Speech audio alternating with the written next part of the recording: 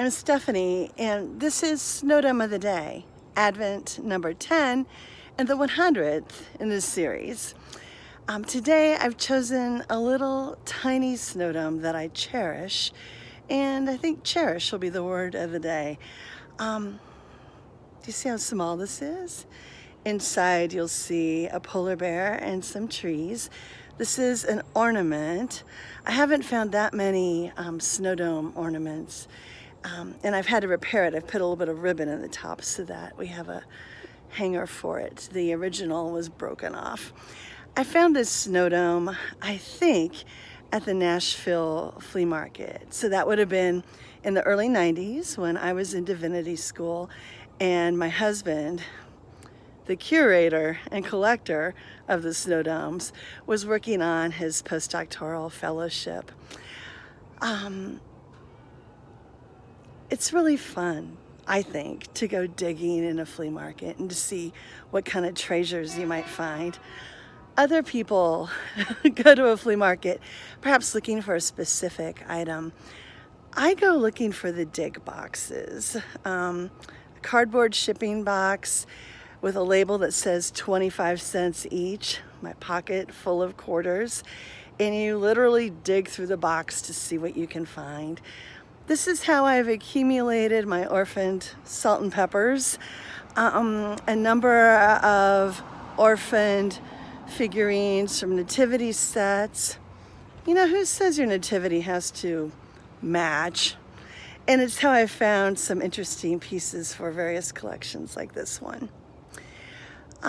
Thinking about the collection itself, my friend Sandy asked me about it, and I thought maybe on the 100th day we'd do a recap. When I met my husband, he had 3 snowdomes. A friend of his was going to, I think, a science meeting and said, "What can I bring you back?" And as a joke, Todd had said, "Oh, bring me back one of those snow shaker things." And the friend did. And it lived in the lab, and somebody else saw it and brought him another. And that's how the collection started, because as you know, once you have 3 of something, it is a collection. So I came along, and we were going around to junk stores and flea markets, and we just started finding more and more of them. He met other snowdome collectors, either in person or through the internet. And in those early days, people would trade snowdomes back and forth. They might type up a list of what they had available for trade, and people would choose snowdomes from one another's lists and mail them back and forth. That was before eBay ruined snowdome trading.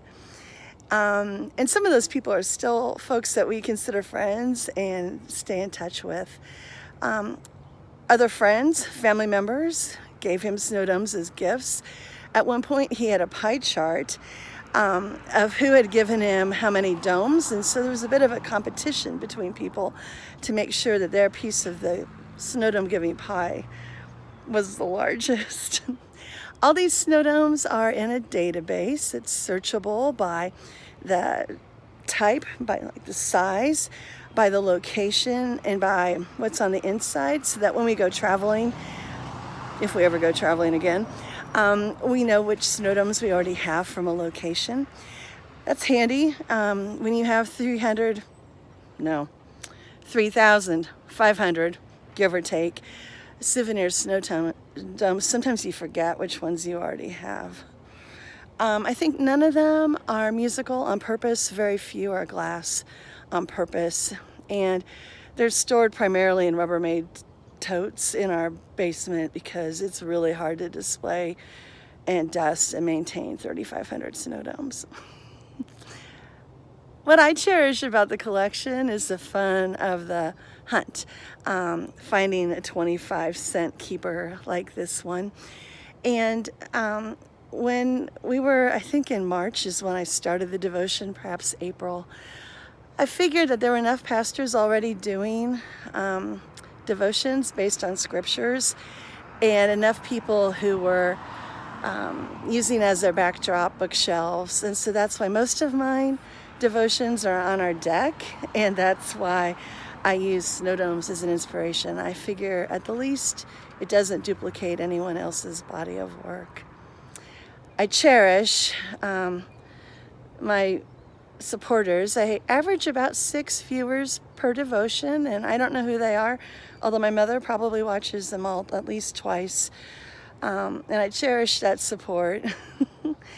And I'm so happy that I am part of a faith community, a faith history, a faith tradition that lets me view the world from a theologically grounded place. So whatever I encounter, I can remind myself of the stories of the faith tradition. I give thanks for that rich tradition that continues to inform and enrich my life. And I hope that I'm able, in a role as pastor, to help others to cherish that tradition, to claim it as their own, and to find their own words to describe their faith. Thank you for listening. Thanks for all the Snowdomes you've given us. And I hope in your life you're able to identify those things that you cherish and also that help evoke for you a reminder of God's continuing work in the world.